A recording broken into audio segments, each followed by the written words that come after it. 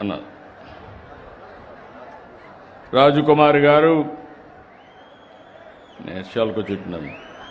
Beneficiary ఇప్పుడే తులసమ్మ మాట్లాడింది. ఎంత స్పష్టంగా చెప్పిందంటే ప్రాసెస్ గురించి చాలా బాగా చెప్పింది తులసమ్మ గారు.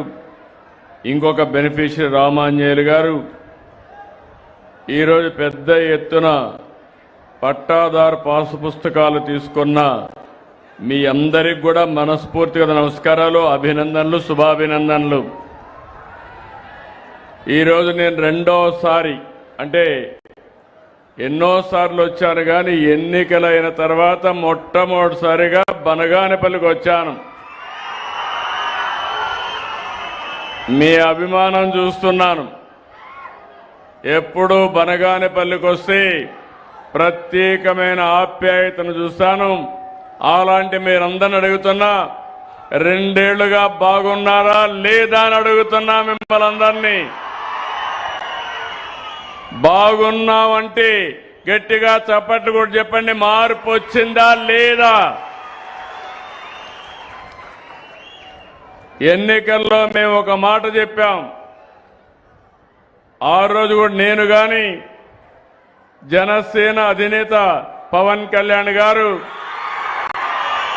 ప్రధానమంత్రి నరేంద్ర మోడీ గారు ముగ్గురు కలిసి మేము ఎన్డీఏ ఏర్పాటు చేసినప్పుడు ఒక మాట చెప్పాం. రాష్ట్రం విధ్వంసం అయింది, పునర్నిర్మాణం చేయాలి, పూర్వ వైభవం రావాలి, తప్పకుండా చేస్తామని చెప్పాం. ఆ రోజు ఒక మాట చెప్పాను. ఒకటి అభివృద్ధి, మెరుగైన సంక్షేమం, ఇబ్బందులు లేని సుపరిపాలన ఇస్తానని చెప్పాం. ఈ 2 ఏళ్లలో ఇది జరుగుతా ఉందా లేదా అని మిమ్మల్ని అందరినీ అడుగుతున్నాను మళ్ళీ ఒకసారి. అయితే మీరందరూ కూడా ఒక విషయం గుర్తుపెట్టుకోవాల్సిన అవసరం ఉంది.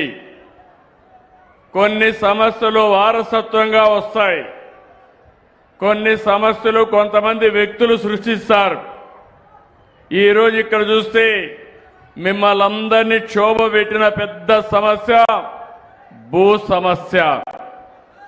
గత పాలకుల యొక్క పాపాలు ప్రజల పాలిట శాసాలుగా మారిపోయినాయి, ఒక శాపాలుగా మారిపోయే పరిస్థితికి వచ్చింది. లక్షల కుటుంబాలు ఈ అరాచకానికి దెబ్బతిన్నారు. నేను ఎన్నికలప్పుడు తిరిగినప్పుడు నేను చూశాను మిమ్మల్ని అందరినీ. కొత్తగా ఆ రోజు కొత్త పుస్తకం తీసుకొచ్చారు, ఒక చట్టాన్ని. ఆ చట్టం మీరు తీసుకొస్తే ఏదైతే ల్యాండ్ టైటిలింగ్ యాక్ట్, నేను ఎక్కడికి పోయినా ప్రజల్లో భయం. రెండోది, ఆ రోజు మీరు ఒక్కసారి ఆలోచిస్తే ఎక్కడికి వచ్చినా ఎవరైనా వాళ్ళు చెప్పినట్టు వినకపోయినా మీ భూమిని 22A కింద పెట్టారు.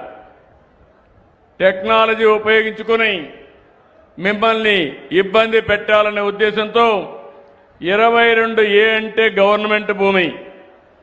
మీరు వాళ్ళకి తక్కువ ధరకు ఇవ్వకపోయినా, మీరు వాళ్ళకి సహకరించకపోయినా మీ జుట్టు వాళ్ళ చేతుల్లో పెట్టుకోవాలని ల్యాండ్ టైటిలింగ్ తీసుకురావడం, కొన్ని దిక్కల 22A కింద పెట్టేసే పరిస్థితికి వచ్చారు. అప్పటికే కొన్ని భూముల్లో సమస్యలున్నాయి. ఇది చేసిన తర్వాత సమస్య జటిలమైంది. నేను ఇదే నియోజకవర్గంలో ఎన్నికల రోజున ల్యాండ్ టైటిలింగ్ యాక్ట్ని తగలబెట్టి వచ్చిన వెంటనే ఈ చట్టాన్ని రద్దు చేసి భూ సమస్య పరిష్కరిస్తానని ఆ రోజు హామీ ఇచ్చాను. చట్టాన్ని రద్దు చేశాం. భూ వివాదాల పరిష్కారానికి దృఢ సంకల్పంతో ముందుకు పోతున్నాం. నాకు మొట్టమొదటిసారిగా 95లోనే 94లో నేను రెవెన్యూ మంత్రిని, ఫైనాన్స్ మినిస్టర్గా అయ్యాను. అప్పుడే స్టడీ చేశాను. ఆ రోజు సమైక్య ఆంధ్రప్రదేశ్లో తెలంగాణలో కొన్ని సమస్యలు ఎక్కువ ఉండేటివి. దానికి కారణం నిజాం పాలనలో ఎప్పుడు కూడా భూములన్నీ అనేక మందికి ఇచ్చేవాళ్ళు. ఇక్కడ